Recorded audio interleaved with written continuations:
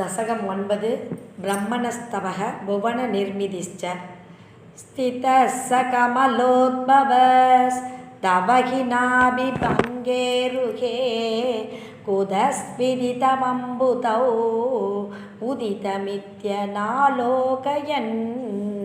तदीक्षणकुतूहलात् प्रतिदिशं विवृताननं चतुर्वदनदामगात् विकसतष्टदृष्टम्बुजां महार्णवविकूर्णितं कमलमेव तत्केवलं विलोक्य तदुपाश्रयं तव तनुं तु नालोकयन् क एष कमलोदरे महति निस्सहायो ह्यहं कुतस्विदितमम्बुजं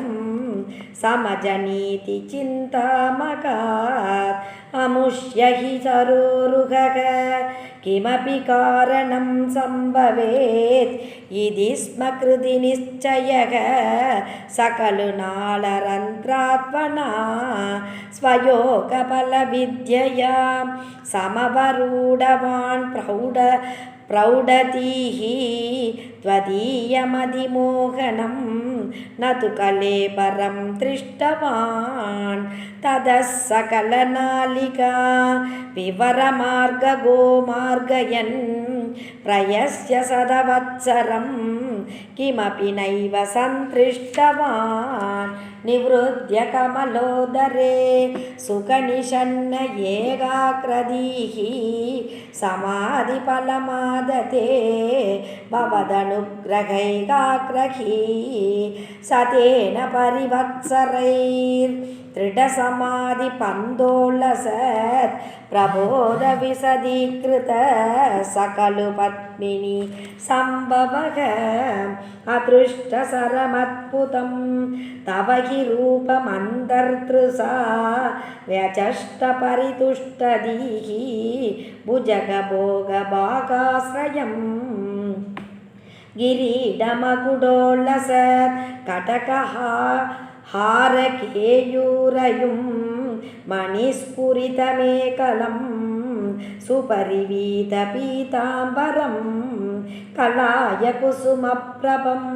कलदलोल्लसत्कौस्तुभं वपुस्तयिमावये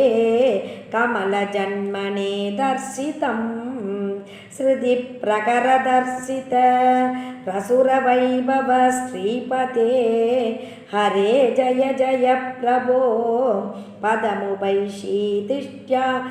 त्रिसोहि गुरुष्वदयमासु मे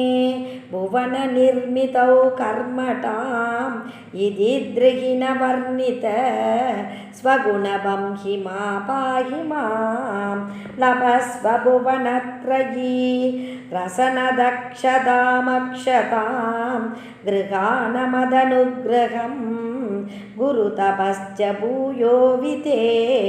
भवद्वकिल साधनी मयि च भक्तिरत्युत्कटेति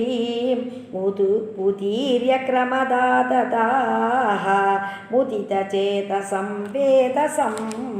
सदं कृततपास्ततः सकलु दिव्यसंवत्सरान् अवाप्य स तपोबलं मतिबलं च पूर्वाधिकम् उदीक्ष्य किल कम्बितं भयसि पङ्कजं वायुना भवत्फलविजृम्भितः भवनपादसीपीतवान्